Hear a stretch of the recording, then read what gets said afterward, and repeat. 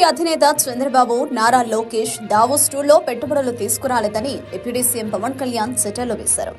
అయితే ఈ ప్రభుత్వంలో ఉంటూ ఇప్పుడు ఆయన ఎలా సెటర్లు వేస్తారనే కదా మీ అనుమానం. అయితే ఇదే పవన్ ప్రతిపక్షంలో ఉండగా జగన్ దావోస్ వెళితే వేసిన సెటర్లు అవి.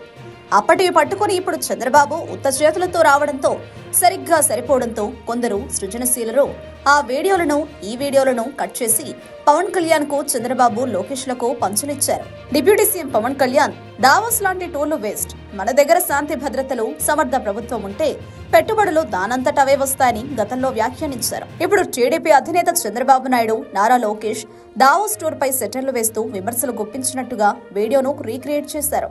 పవన్ అందులో వ్యాఖ్యానిస్తూ దావోస్ టూర్ నుండి ఏవైనా పెట్టుబడులు వచ్చాయా అని ప్రశ్నించారు. ఏపీ ప్రభుత్వాన్ని విదేశీ పెట్టుబడుల పాలనగా అభివర్ణించుకుంటూ పెట్టుబడులను ఆహ్వానించడంలో సఫలమైన నాయకుడిగా ప్రదర్శించుకునే ప్రయత్నం చంద్రబాబు చేసినప్పటికీ అది నిజంగా ఫలితాలను ఇవ్వలేదని పవన్ దెప్పిపొడిచారు.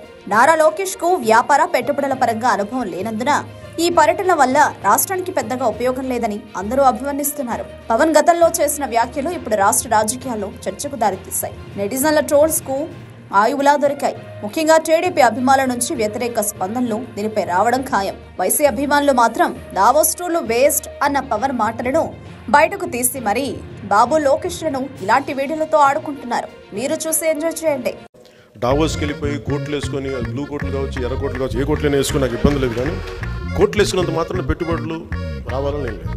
నిజంగా ఆంధ్రప్రదేశ్ ఇక్కడ లా అండ్ ఆర్డర్ బలంగా ఉండి పొలిటికల్ స్టెబిలిటీ ఉంటే వెతుక్కొని వస్తారు విదేశాల నుంచి. మనం దావోస్కి వెళ్ళి ఈ మన ఎగ్జిబిషన్ హాల్స్లో కూర్చున్నట్టుగా ఇలా కూర్చొని ఎవరు వస్తారు ఎంతమంది మా స్టేట్కి రండి అంటే ఏం చేస్తారు మీ స్టేట్కి వచ్చి? దీని ఫ్లైట్ ఖర్చులు, స్పెషల్ ఫ్లైట్ ఖర్చులు, ఒక వారం రోజుల్లో అక్కడ పార్క్ చేసి ఉండటం ఇదంతా మనం మొయ్యాలి.